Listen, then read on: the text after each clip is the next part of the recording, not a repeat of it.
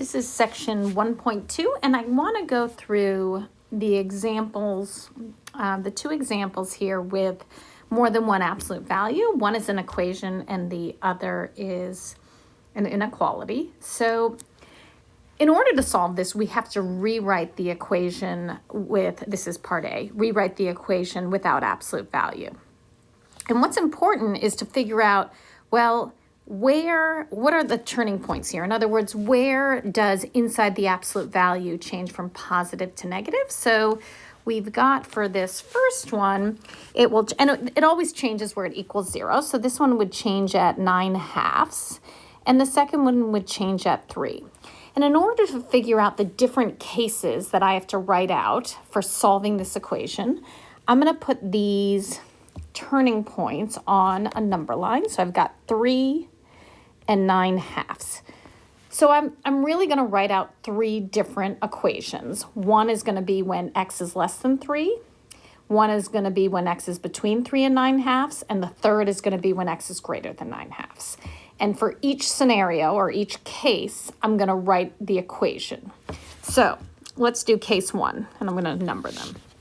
Okay, so, and I like to work left to right. So if x is less than 3. So if I'm putting in values into this equation for x, into this equation, putting in values less than 3, would the 2x minus 9, would that result in a positive or negative number? It would result in a negative number. So that means the absolute value is making it positive. So essentially multiplying by -1. So I'm going to multiply everything inside that absolute value by -1. The same is true for x minus 3. Putting in values less than 3, that quantity inside the absolute value will be negative. So I'm going to have to multiply that by -1. So it's going to be plus -x plus 3 equals 15. Okay, so now let's just solve this equation. So we've got -3x plus 12 equals 15. -3x equals 3. X is -1. Now, you're not going to just circle that as your answer. You've got to double check that the solution you obtained is within the restriction. Because remember, you're only putting in values less than 3. So if I look to my answer, is -1 less than 3? It is. Yes, so this indeed is one of the solutions. Okay, let's do a second one here. So if the next case is if x is greater than or equal to 3, less than 9/2. So now if I'm putting in 3 or greater, 2x minus 9 is still going to be result in a negative when I put in those values. So I'm going to still multiply by -1. However, now if I put in 3 or greater, x minus 3 is either 0 or positive. And in that case, the absolute value really isn't doing anything. So I'm just going to write plus x minus 3 equals 15.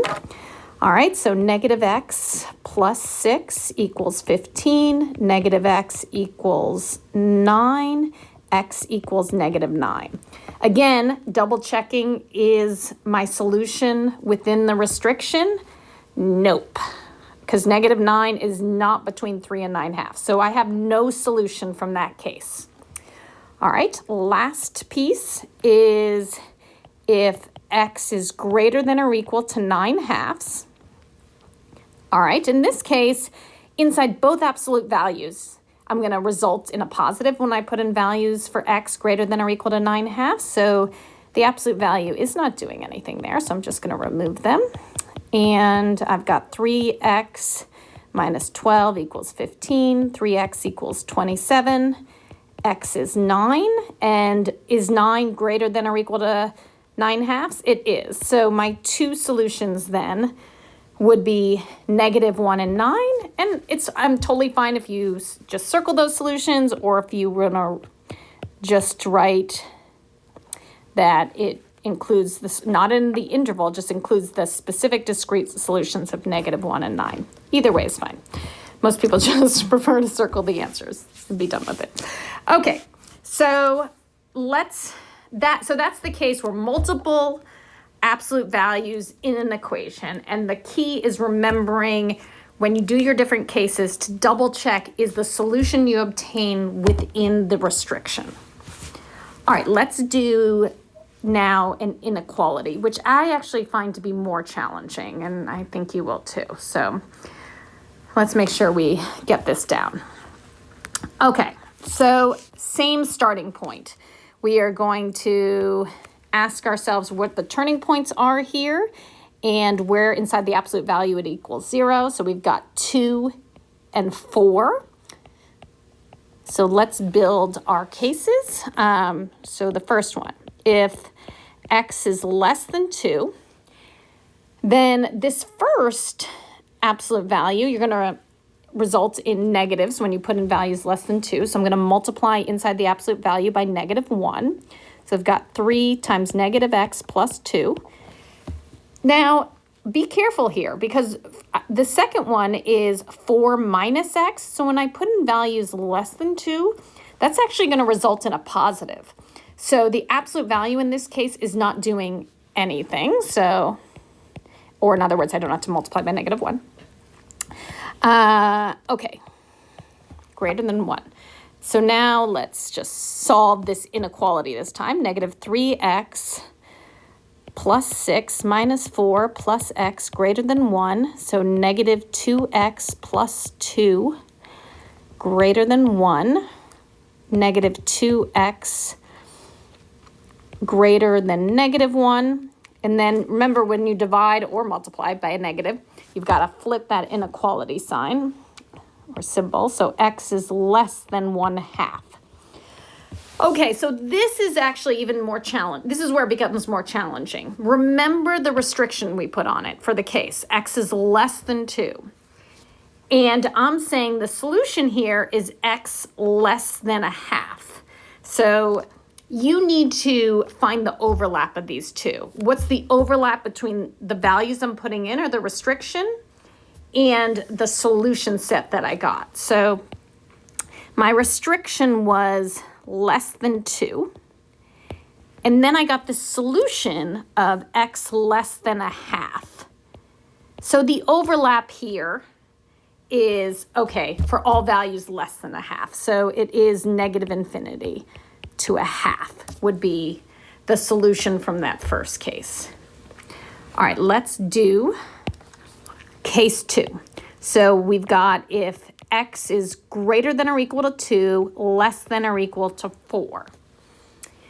In this case, the x minus 2 is positive, so 3x minus 2. And we're still on the positive side of 4 minus x.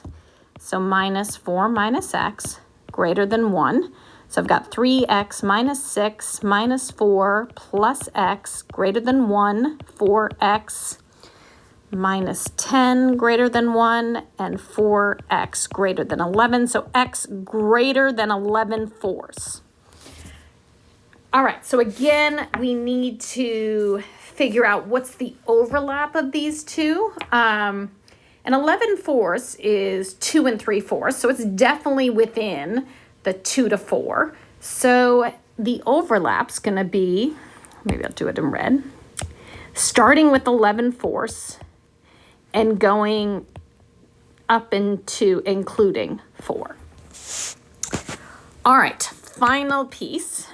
And then we're going to put all these intervals together, see if we can do so. So 3 is if x is greater than 4. So still this x minus 2 is positive. But now when I put in values greater than 4 into 4 minus x, that's going to result in a negative inside that absolute value. So I've got to multiply the inside by -1. So it's going to be x minus 4. So I've got 3x minus 6 minus x plus 4 greater than 1, 2x minus 2 greater than 1, 2x greater than 3, x greater than 3/2. Okay, so the overlap here, well, 3/2 is less than 4. So the overlap is going to be starting at 4 and then going to infinity. So 4 to infinity. Now, if I look at these three pieces, let's put it all together because all these pieces are part of my solution. So the smallest would be negative infinity, and then everything until I get to a half, picking up again at 11/4. And 4, notice 4 is included. It's not included even though it's not included here, but it is included up here. So it includes 4, then all the way to infinity. So I find that more challenging because thinking about the solution to each case, you really are looking at the overlap between the restriction and what I got for an answer. And sometimes, by the way, there is no overlap. So there will be, like in the previous problem, no solution coming from that particular case.